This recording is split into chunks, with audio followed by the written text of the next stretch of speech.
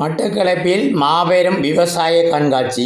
மட்டக்களப்பு மாவட்ட விவசாய திணைக்களத்தின் ஏற்பாட்டில் அதன் பிரதி விவசாய பணிப்பாளர் விரிவாக்கல் எம். பரமேஸ்வரன் தலைமையில் சத்ருக்கொண்டான் மாவட்ட விவசாய பயிற்சி நிலையத்தில் இன்று புதன்கிழமை 4/6/2025 இடம்பெற்றது.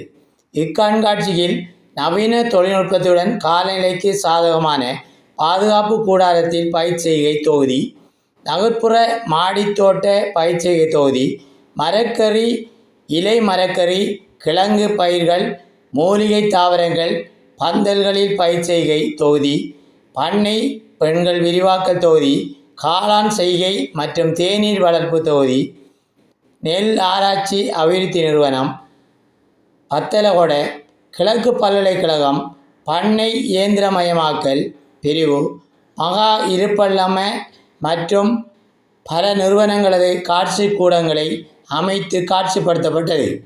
மேலும் கால்நடை உற்பத்தி மற்றும் சுகாதாரம், தெங்கு, பனை அபிவிருத்தி சபைகள், மரமுந்திரி கூட்டுத்தாபனம் மற்றும் பல திணைக்களங்களதும் தனியார் நிறுவனங்களதும் காட்சி கூடங்கள் இங்கே அமைக்கப்பட்டுள்ளது. பெருமளவான மாணவர்கள் மற்றும் மக்கள் ஆர்வத்துடன் கண்காட்சியை பார்வையிட்டமை குறிப்பிடத்தக்கது.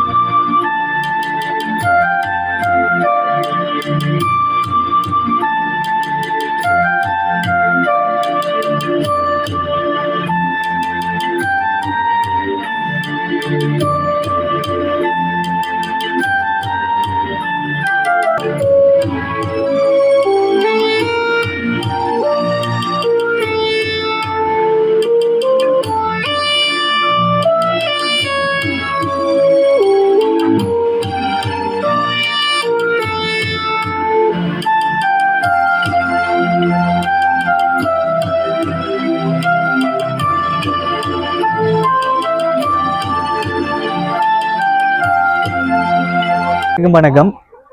எங்களுடைய இந்த விவசாய கண்காட்சியில எங்களுக்கு தரப்பட்ட இந்த பகுதி வந்துகிட்டு சிறந்த விவசாய நடைமுறைகளுக்கு அமைவாக பயிற்சியை மேற்கொள்வது சம்பந்தமான இந்த யூனிட். இதுல நாங்க வந்துகிட்டு ஏற்றுமதிக்கு பொருத்தமான தரமான மரக்கறிகளையும் பழங்களையும் உற்பத்தி செய்யறதுக்கு இந்த குட் அக்ரிகல்ச்சர் பிராக்டிஸ் சொல்லுவாங்க, சோட்டா கெப். இந்த கெப் சிஸ்டத்துல என்னென்ன முறைகளை நாம பயன்படுத்தணும் என்றது சம்பந்தமா தான் இங்கே செய்கை முறையில உங்களுக்கு டெமான்ஸ்ட்ரேஷன், அதாவது முன்மாதிரி துண்ட மாதிரி செய்கை பண்ணப்பட்டிருக்கு. இங்க இப்ப பாத்தீங்கன்னா எமது இந்த பீர்க்கு பயிற்சிகையில நாங்க உயிர்வேலி அமைச்சிருக்கோம். எங்கட பயிற்சிகை தொகுதியை சுத்தி உயிர்வேலி அமைச்சிருக்கோம். இதன் மூலம் என்னன்னா நம்மட இடத்தை குளிர்ச்சியா வச்சுக்கும். மற்றது பூச்சிகள், பயிரை தாக்கக்கூடிய பூச்சிகள் உள்ளுக்கு வாரத்தை தடுக்கக்கூடியதா இருக்கு. அதோட உயிர்வேலி மட்டும் இல்லாமல் இருக்கு, முதல் இடத்தை சுத்தி பொறிப்பயிர்கள், சோழன் பொறிப்பயிரா வந்துகிட்டு சோழனை நடுகை செஞ்சிருக்கோம். அதுக்கு பின்னால சேனல், இதெல்லாம் வந்துகிட்டு பூச்சிகள் நம்மட தோட்டத்துக்கு உள்ள வாரத்தை தடுக்கிறதுக்குரிய ஏற்பாடை முதல்ல நம்ம செஞ்சிருவோம். அதுக்கு அடுத்ததா பயிற்சி கன்றுகளை நடுகை செய்யக்குள்ள கீழுக்கு பந்தல்ல இருந்து கீழுக்கு வரக்கூடிய கொடிகளை அகற்றி பந்தல்ல காய்களை படர்க மாடி சரியான இடவழியில நடுகையை செய்யும். அதோட இந்த ஒட்டும் பொறி மற்றது ஃபெரோமோன் ட்ரெப்னு சொல்ற ஃபெரோமோன் ட்ரெப் அந்த மாதிரியான பொறிகளை பயன்படுத்துறது. அதோட இந்த காய்களுக்கு பேக் பொலித்தீன் பேக்குகளை காய் பிஞ்சாரிக்கக்குள்ளேயே விட்டு அதை பூச்சி தாக்கத்திலிருந்து பாதுகாக்குது. அதன் மூலம் என்ன நடக்கும்னா நம்ம பயன்படுத்தக்கூடிய ரசாயனங்கள் அளவை குறைப்போம். இதால நம்ம ஏற்றுமதி செய்யக்கூடிய அளவுக்கு நம்மளோட உற்பத்தி பொருட்களை தரத்தை கூட்டுறதன் மூலமாக விளைச்சலுக்கு கூடிய அளவான விலையை விவசாயிகள் பெற்றுக்கொள்ளக்கூடியதா இருக்கும். நன்றி.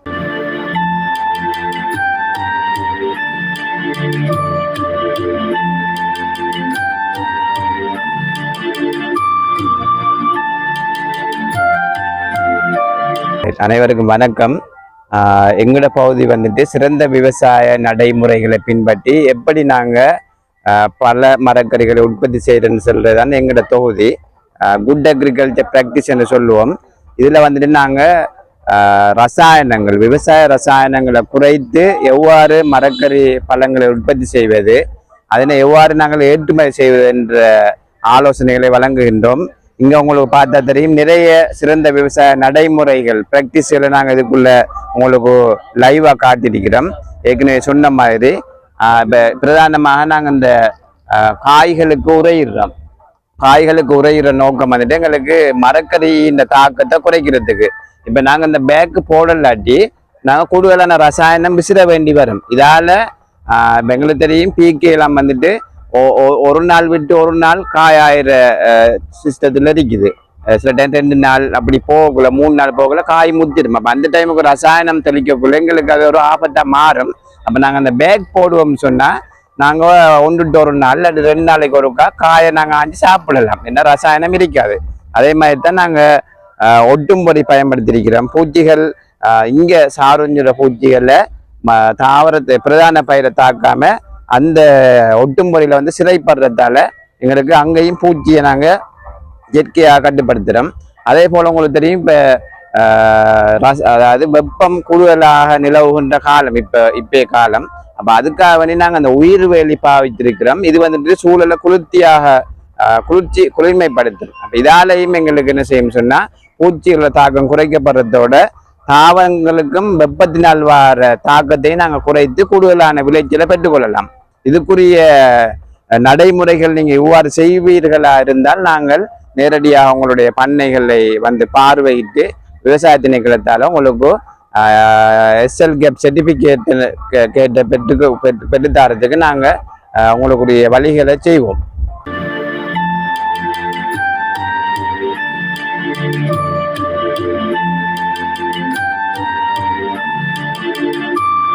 கண்காட்சி இதுல காளான் செய்கைக்குரிய கூடாரம் காட்சிப்படுத்தப்பட்டு கொண்டிருக்கின்றது. எமது கூடாரத்தில் காளான் செய்கைக்கு தேவையான மூலப்பொருட்களை முதல்ல காட்சிப்படுத்தியிருக்கும். அதோட மரத்தூசு மூலம் பக்கெட்டுகளில் காளான் பயிற்சியை மேற்கொள்றது, மற்றது வைக்கோல் மூலம் காளான் பயிற்சியை மேற்கொள்ளுதல் போன்ற முறைகளை நாங்கள் காட்சிப்படுத்தியிருக்கோம். அதோட காளான் பயிற்சிகையில அறுவடைக்கு பின்னரான பெறுமதி சேர் உணவுகளை உற்பத்தி செய்கிற உற்பத்தி பொருட்களை பற்றியும் இங்க காட்சிப்படுத்தப்பட்டிருக்கு. அதோட விவசாயிகளுக்கு எந்த முறையில என்னென்ன உற்பத்தி பொருட்களை கொண்டு எப்படி அந்த காளான் பயிற்சியை மேற்கொள்ளப்படுகிறது என்பதை பற்றின ஃபுல் விளக்கங்களும் கொடுக்கப்பட்டிருக்கு. நாம ஒரு புது ப்ராஜெக்ட் ஒன்று செய்யறோம் சிஐசில இருந்து. இது விதைக்கிறதுல இருந்து அறுவடை மட்டுக்கும் நாம எப்படி பாவிக்கணும் அம்படும் சிஐசில ப்ராஜெக்ட். விதைக்கிற ஆரம்பத்துல இருந்து விதைக்கிறதுக்கு முதல் களை கட்டுப்பாட்டுக்கு 2 லிட்டர் கிளைபோசைட் சிஐசி அது பாவிக்கணும். அடுத்தது 2வது உலகுக்கு பின் மைக்ரோவி 25 கிலோ விடன். அதுக்கப்புறம் நாம் அடுத்தது விதை நெல் எடுக்கணும். விதை நெல் வந்துட்டு போயிட்டு சிஐசில விதை நெல் அதை எடுக்கணும். அதுக்கு இன்னொன்று விதை நெல் இந்த முளைக்கட்டை கூட குரோஸ் ஒன்று இருக்கு. அது என்னென்னா இந்த பனிப்பூச்சி தாக்கத்தை கட்டுப்படுத்தினா அந்த முளை திறனும் கூடுதலாக இருக்கும். அடுத்தது நாம அடிக்கட்டு பசலை ஏன் விடுறோம்னா தாவரம் நல்ல அடிப்பெருப்பமா வரும். அதுக்காண்டி டிஎஸ்பி அடிக்கட்டு பசலை 2வது. அதுக்கப்புறம் களை கட்டுப்பாட்டு அதுக்கு களைகள் முளைக்கிறதுக்கு முதல் விதைச்சு 3 நாளைக்குள்ள நம்மளோட சோஃபிட் பிராக்டிகல் அதை அடிக்கணும். அடுத்தது அப்படி இல்லை நாம தப்பிட்டோம் விதைச்சி அந்த 3 நாளை தப்பி பெய்த்துண்டா அந்த விதைச்சதுல இருந்து 6 தொடக்கம் 10 நாளைக்குள்ள சொலிட்டோவும் அது சொலிட்டோ இல்லாட்டி ப்ராஃபிட் அடிக்கலாம். அதுக்கு பிறகு மேற்கட்டு உரம் அறியன் 14 நாளை அதுல நீங்க வெபிசோல் புதுசா நாங்க கொண்டு வந்திருக்கோம். அது ஒரு ஏக்கருக்கு 30 கிலோ படி எரியணும். மற்றது அதை சேர்த்து எக்கோஃபெட் டிஸ்கவரி இருக்கு, அது சிஐசி மைக்ரோவி இதையும் சேர்த்து தெரியலாம்.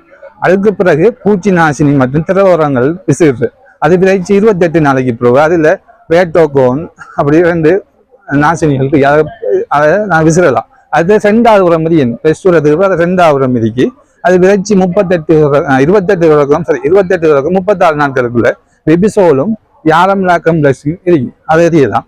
அதுக்கு பிறகு 3வது உரம் மிதிக்கு மேற்கட்டு உரம் அது விதைச்சு 50 நாட்கள்ல டிடிஎம் அது 50 கிலோ விட்டாக்கான்.